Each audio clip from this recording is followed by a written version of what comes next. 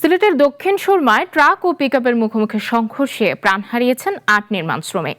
ভোরে ঢাকা সিলেট মহাসড়কের তেলিবাজার এলাকায় এই দুর্ঘটনা ঘটে। এই ঘটনায় আহত হয়েছেন আরও বেশ কয়েকজন। সিলেট থেকে টুনু তালুকদারের প্রতিবেদন, জানাচ্ছেন মোস্তফা কামাল তোহা। ভোর তখন ৬টা। ১৫ থেকে ১৬ জন নির্মাণ শ্রমিক নিয়ে একটি পিকআপ সিলেট থেকে সুনামগঞ্জের দিকে যাচ্ছিল। দক্ষিণ সুরমার তেলিবাজার ব্রিজের পাশে পৌঁছাতেই বিপরীত দিক থেকে আসা রাঙামাটির একটি কাঁঠালবাহী ট্রাকের সাথে মুখোমুখি সংঘর্ষ হয়।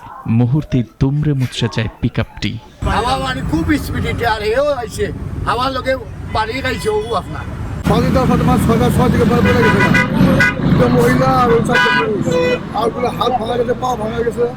দুর্ঘটনায় ঘটনাস্থলেই প্রাণ হারান ৪ শ্রমিক। স্থানীয়দের সহায়তায় পুলিশ ও ফায়ার সার্ভিস কর্মীরা আহতদের উদ্ধার করে ওসমানী মেডিকেলে নেয়ার পর সেখানে আরও ৩ জনের মৃত্যু হয়। এছাড়া একটি বেসরকারি হাসপাতালে চিকিৎসাধীন অবস্থায় মারা যান আহতদের আরও একজন। ড্রাইভার মনে হয় ঘুমাচ্ছিল, যেহেতু অনেক রাত্রি থেকেই সে চালায় আসছিল গাড়িটা, সকালে হয়তো এই জায়গার মধ্যে সরল একটা রাস্তার মধ্যে এই ধরনের ঘটনা ঘটার কথা না। নিহত শ্রমিকদের মধ্যে ৪ জনের পরিচয় শনাক্ত হয়েছে।